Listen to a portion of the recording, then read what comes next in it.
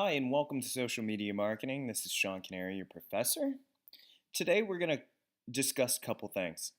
We're going to discuss Chapter 3, Chapter 4, and then we're also going to go over your assignments of the Social Media Audit, as well as the Stu Kent Mimic Simulation Round 1. And both of those, along with the Chapter 5 quiz, are due on October 3rd. So let's talk about Chapter 3 because this is where your social media audit is going to lie. So one of the main things when you're developing a social media plan and a social media strategy is to take current stock of the current climate. Now this is true with any marketing campaign. If you were a marketer and you wanted to sell more widgets or slidgets, you would of course see what the competition is doing. You would see what they're doing well, and you would try to build off of their success, what they've done well, and avoid what they've done poorly in the past. This is no different in social media. We want to see what we've personally done in the past, what's worked well, what hasn't worked well, and then take a look at the competitors as well, see what's worked well for them, and see what hasn't worked well for them. Another thing that we need to do is set our expectations and to monitor those expectations and set those benchmarks. And when I say set benchmarks, it's important that we set benchmarks as realistic goals. And to do that, we need to look to see what realistic goals would be in the industry. So we're going to talk about Chapter 3 and Chapter 4, and then I'm going to go over a social media audit with you. That way you have time and you know how to prepare one. And then we're going to talk about the Mimic social, the simulation, the social simulation, because what better way to learn about posting social media and executing a social media plan for a company than doing it? And this simulation allows us to do that. So let's get into Chapter 3. Now, Chapter 3 really discusses, and there's three main objectives, all right? Understanding the distinctions between the three types of social media, because there are three types of social media out there. You have your earned, owned, and your paid, all right? And discussing why each one of those is important and a balance of all three is really the key to social media marketing. Next, we're going to discuss why auditing is a necessary step before formulating a social media strategy, as well as conducting a comprehensive audit of a brand's or a company's social media activities. Now, this is important to do from the aspect of building a cohesive plan, like I said, and setting up benchmarks and actual numbers that we can hit. In Chapter 4, we'll talk a little bit about the importance of those metrics and the measurable formats and the social interactions, as well as the types of metrics that we need to collect to complete a social media audit. So let's talk in Chapter 3. So we need to make sure that we take a good look at the social media landscape. Now, when we talk about social media, there's three areas: paid, owned, and earned media, okay? And you can remember it as the acronym POEM, all right?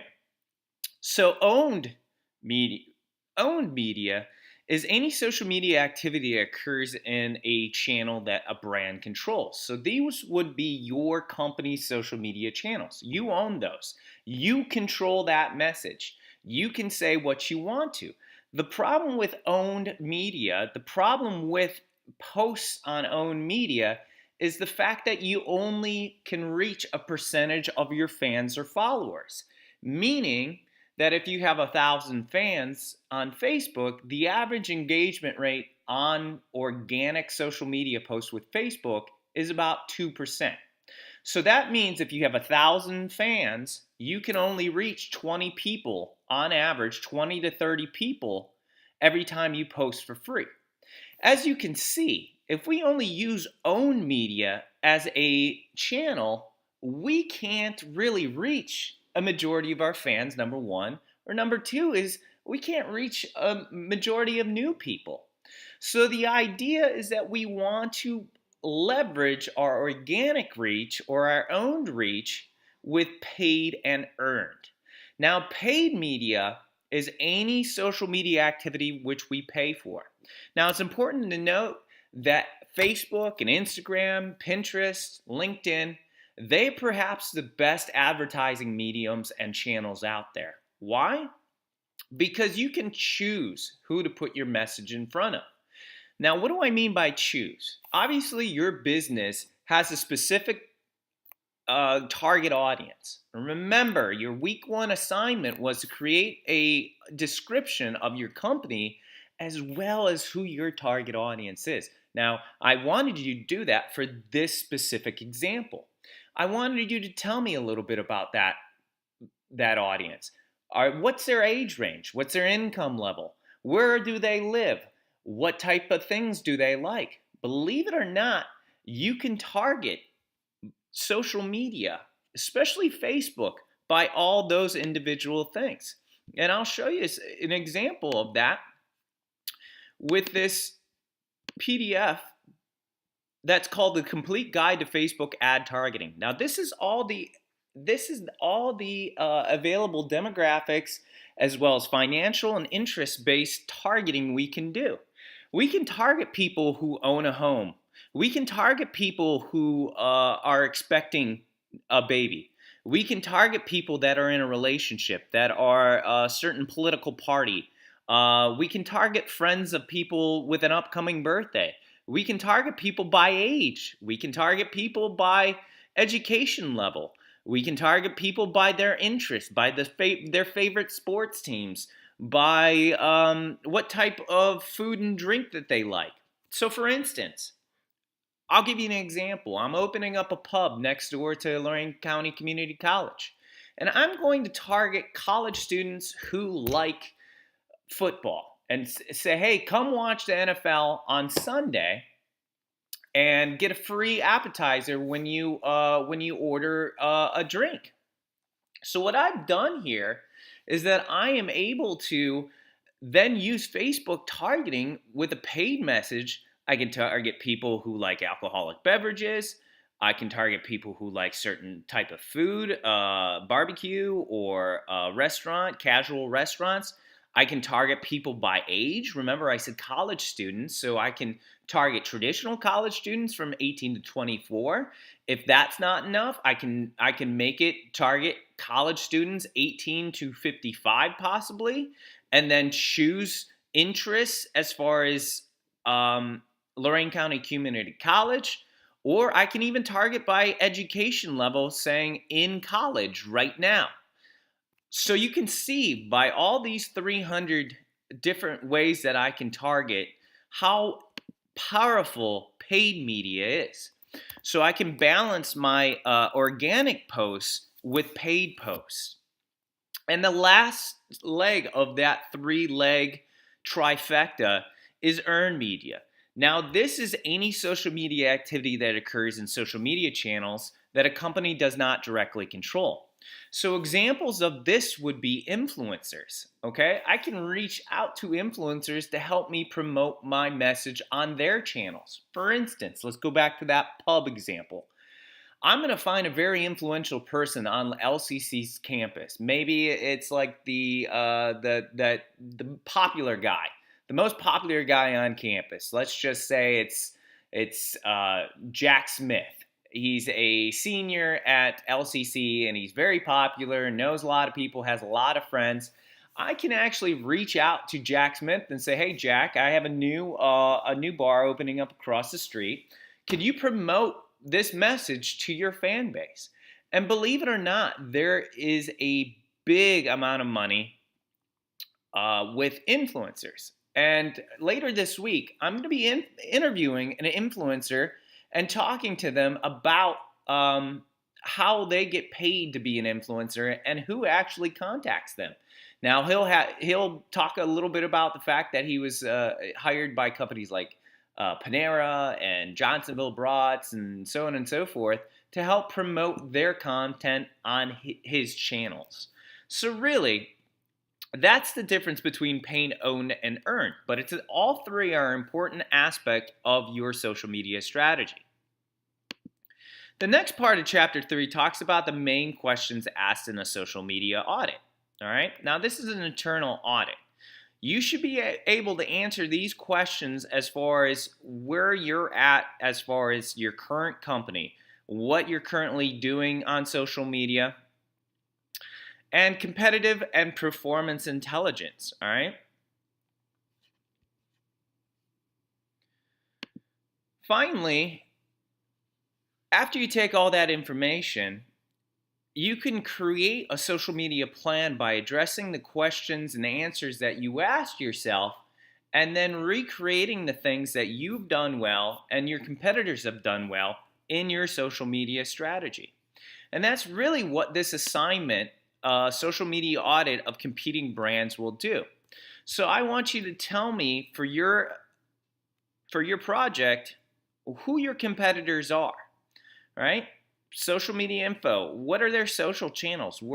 Give me a listing of their Facebook pages. I've included an example here below of a past company. A student produced a social media audit for Levin Furniture. So they or for a furniture company that they own. So they did a social media assessment of Levin Furniture. So they broke down all of Levin's social media channels, the number of followers they have, how many posts per week on average they make, and then also an engagement or interaction rate. Now, I realize that there's a lot of expensive tools out there that can give you engagement rate, but I'm just looking for the average interaction rate. And what I mean by that is the number of interactions on average per post. And you can take that number of interaction on average per post and divide it by the reach to get this percentage. For instance, if you have, let's pull up my calculator here.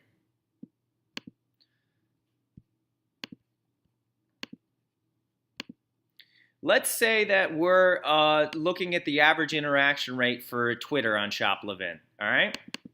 And we notice that every time they post, there's around 5 or 6 interactions, meaning shares, likes, comments, right?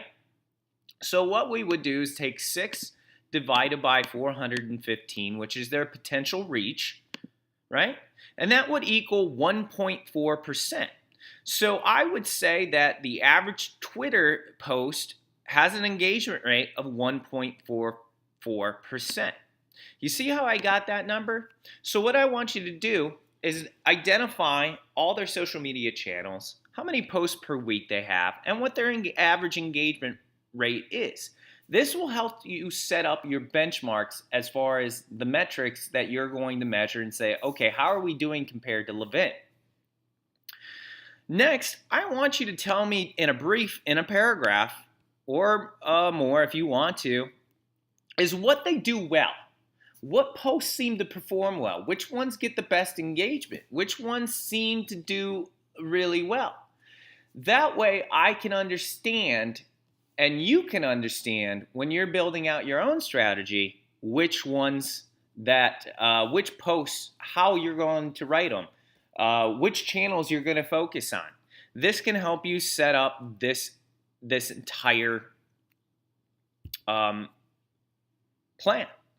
So what I want you to do is do an audit of 2 competing brands in your space, right? Now, if you're using an imaginary company, think about who your brands are that you're going to be competing with. Now, it's important that when you pick these brands to do an audit of, that you pick brands that are very similar in size to yours. For instance, if you own a shoe store, a mom and pop shoe store, obviously you're not going to be competing with Foot Locker, okay? It's just not going to happen.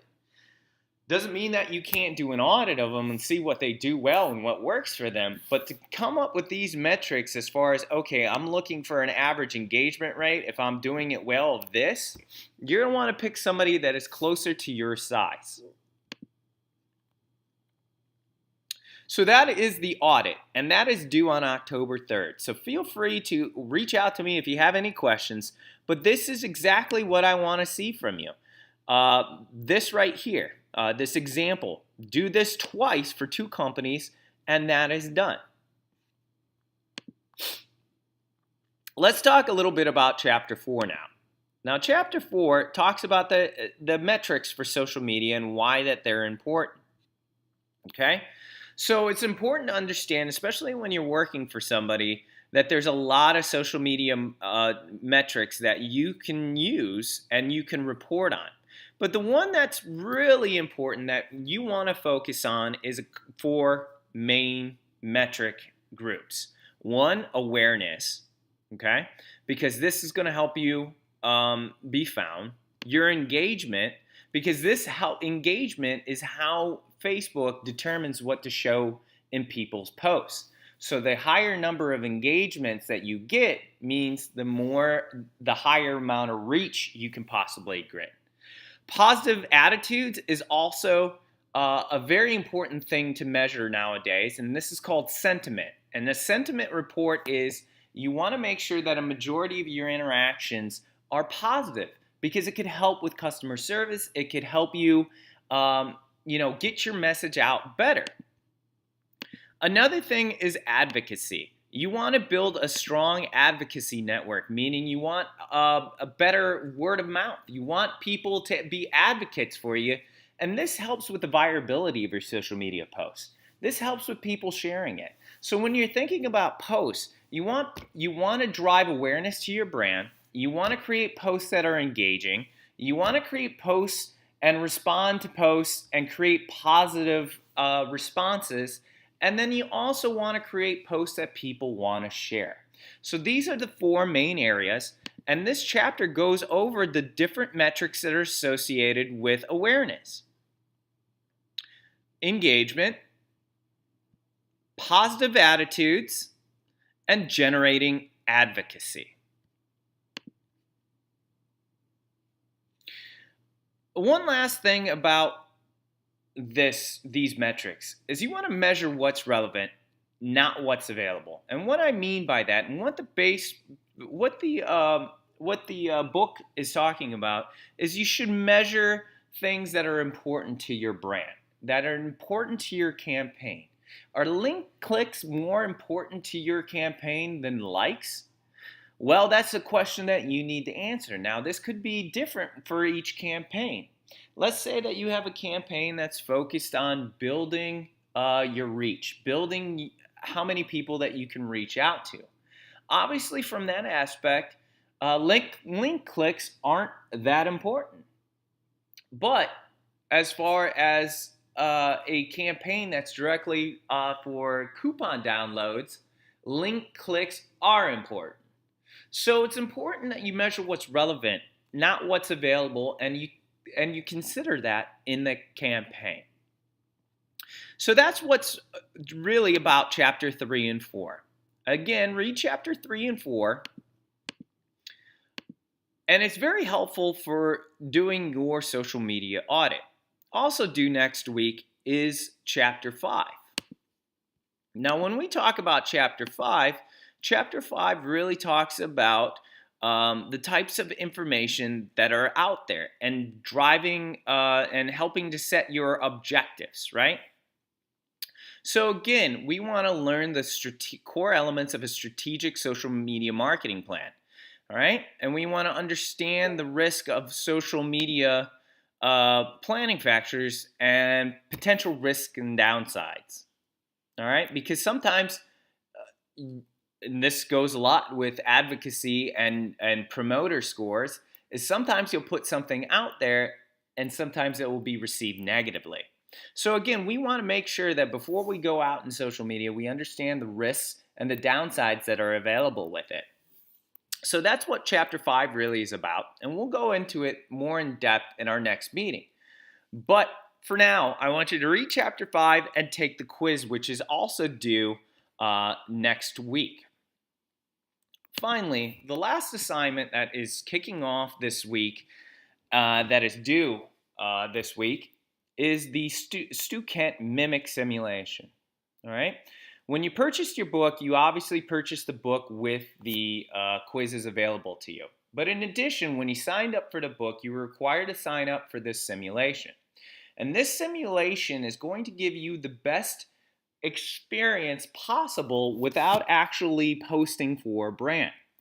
We talk about in theory in school, okay, create a social media plan for a company, but we don't get to execute that plan for companies.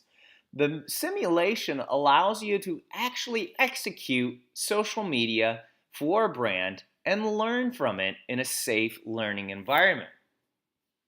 And when you log into Mimic Social, you're going to be presented a scenario, and you're going to have 4 rounds to improve your skills. Now, the scenario is that you're going to be learning about social media and building social media marketing campaigns, creating both organic or earned posts as well as paid posts, right? And then we're going to be actually looking at the results and actually analyzing our analytics. So what's really cool is this scenario. It gives you the scenario, all right? It's a fake company, Buhai, which is a retail bag supplier, provides you a little bit of background in the products that they want to promote, gives you a background as far as who their potential audience is. And this is very important when you're planning, right, your social media paid posts.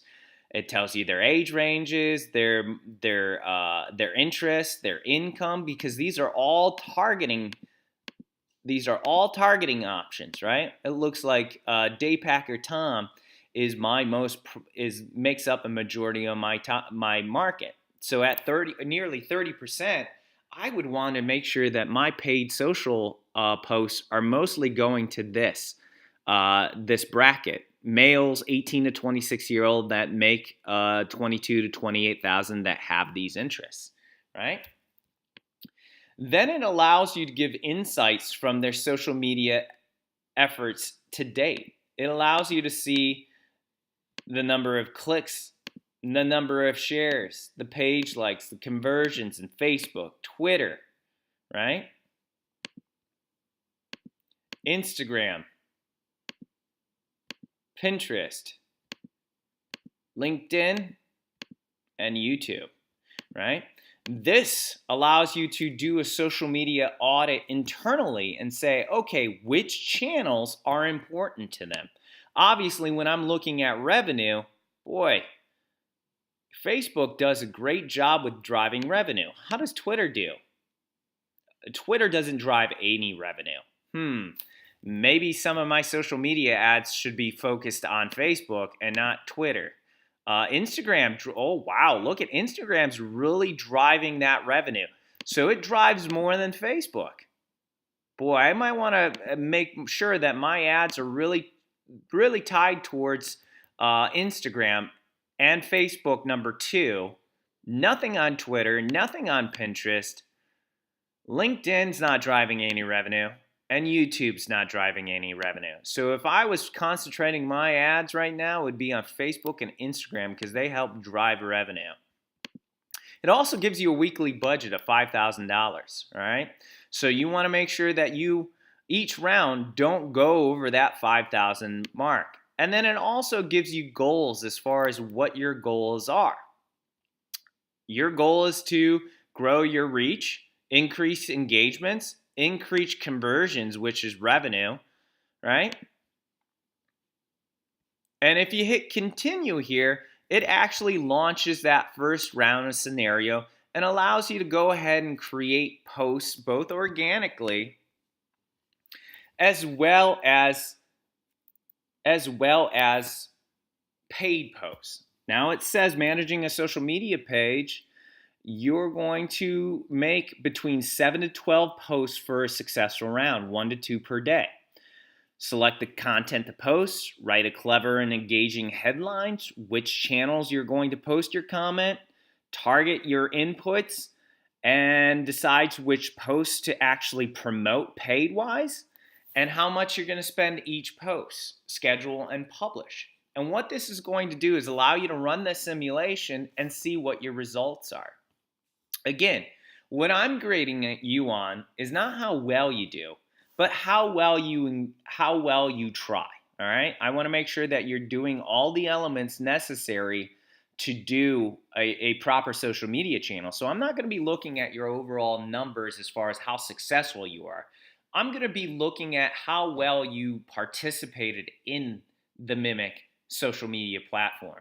And then each week, you'll have 4 simulation rounds. And each week, as you go through the simulations, I'm going to start grading you on if you improve or not. So you're going to lose points if you actually decrease as far as your engagement, as far as your conversions. I want to see that number go up or hold steady if you're doing it really well. So that's really what I'm going to be grading you on for these 4 rounds is if you're really participating and if you're learning from this participation. That's it for this week. Again, I will be available. Please feel free to reach out to me if you have any questions or any comments. And I look forward to talking to you soon.